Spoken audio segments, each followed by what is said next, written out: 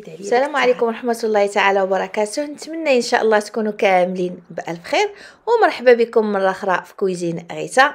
اذن من بين المعجنات اللي كنفضلوهم بزاف وهما يعني البريوش، كيجي رائع. غنشارك معكم واحد العجين بسيط وهو في نفس الوقت ناجح، يعني اللي ما تينجحش معاه البريوش يمكن لها تطبق هذه الوصفه ولا حتى الوصفات اللي قدمنا من قبل، ولكن هذه وصفه ناجحه يعني وسهله، وكيف ما شفتوا بسيطه جدا، وحتى المقادير ديالنا غادي يكون ان شاء الله في المتناول. وكيجي البريوش ديالنا بحال الشفنج، كيجي يعني خفيف خفيف خفيف بزاف كيف ما حنا تنبغيوه، وخليناه خاوي هكذا باش يمكن لينا ندهنوه باش ما بغينا.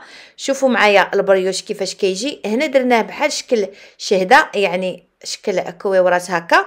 ملي كنبغيو كنقطعو هكا الكميه اللي بغينا. يمكن لكم كذلك ديروه فردي. شوفوا معايا البريوش، تبعوا اذا المراحل باش ان شاء الله تجيكم نفس النتيجه. دائما كيف ما ذكرت راهم الوصفات ناجحين ان شاء الله.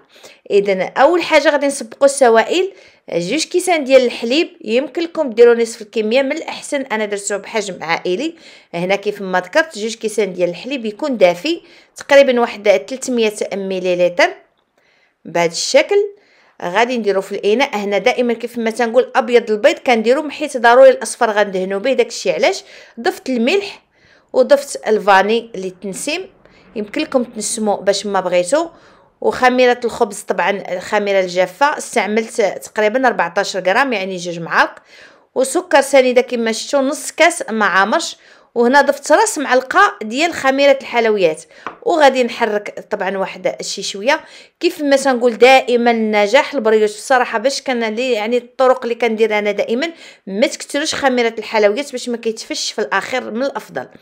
اذا لاحظوا معايا ما درناش الزيت، غادي نديروا شويه ديال الدقيق في الاول، عاد غنضيفوا الزيت. هذه مرحله مهمه هكذا باش ما تعذبوش في العجينه وتدلكوا البريوش بزاف. هنا غادي نخلطوا حتى يدخل لينا هذا الدقيق في السوائل بهذا الشكل هكذا.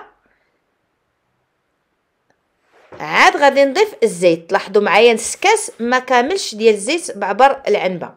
اذا بحال هكذا تقريبا واحد 70 مليلتر ديال الزيت، وحركنا. ومن بعد طبعا غادي نضيفوا الدقيق دائما على حسب الخليط. تقريبا خدا لي هنا واحد 650 غرام ديال الدقيق الابيض، من الاحسن خاص بالحلويات. وكيف ما تنشارك معكم دائما، ملي كنعجن مزيان العجينه ديالي ما تنقصحاش، كتكون مرخوفه، كنضيف واحد المعلقه كبيره ديال الزبده هكذا باش العجين ديالي كيجي رطب وكيجي رخو، وكنخليها كترتاح.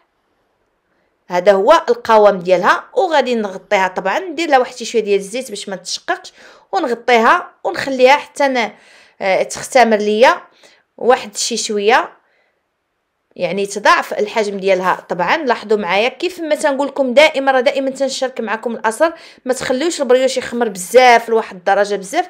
لاحظوا معايا نصف الاختمار فقط، وتنشكلوه باش المرحله الثانيه ياخذ حقه ويختمر هكذا باش ما ينزلش بسرعه.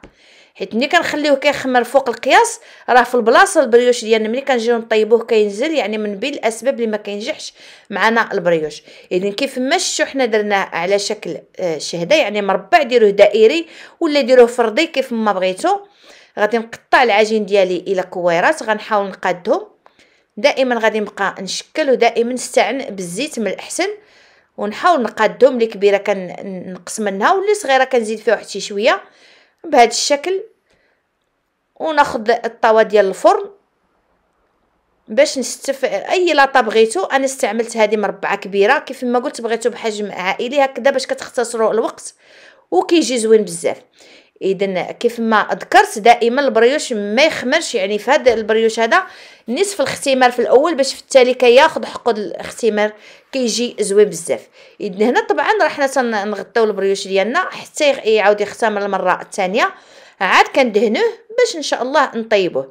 اذا هنا راه تضاعف الحجم ديالو، وغادي ندهنوه باصفر البيض اللي خليت. كيف ما شفتوا انا درت غير الابيض في الاول، وراه حنا عندنا بزاف ديال المرات عجننا البريوش بدون بيض وراه كيجي رائع. هنا غندير واحد يعني كاوكاو كونكاسي ولا اللوز كونكاسي، يعني دائما التزيين كيبقى اختياري. هنا زينا البريوش ديالنا مباشره قبل الطهي، حيت فاش غادي يطيب ما غادي ندهنوه ما والو، غنخليوه كيف ما ذكرت بهذا الشكل، غنخليوه ناشف. شوفوا كيفاش كيجي زوين بزاف وكيجي خفيف بحال الريشه. اذا الطريقه زوينه بزاف وعمليه وناجحه 100%، ما فيهاش مراحل كثيره. غير تبعوا معايا النقط المهمه باش ينجح معكم البريوش ديالكم.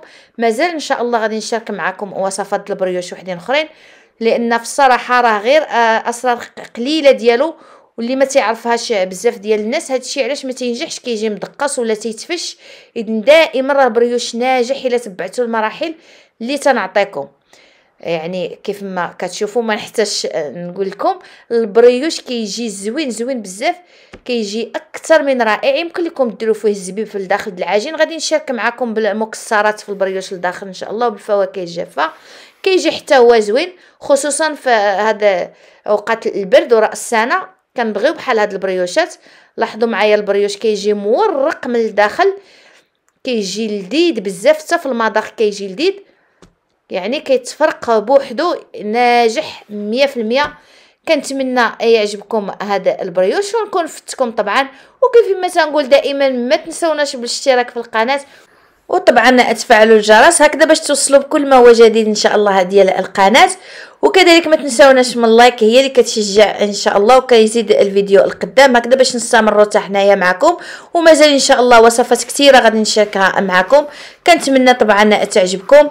وفي الاخير كنقول لكم الى اللقاء في وصفه قادمه بحول الله.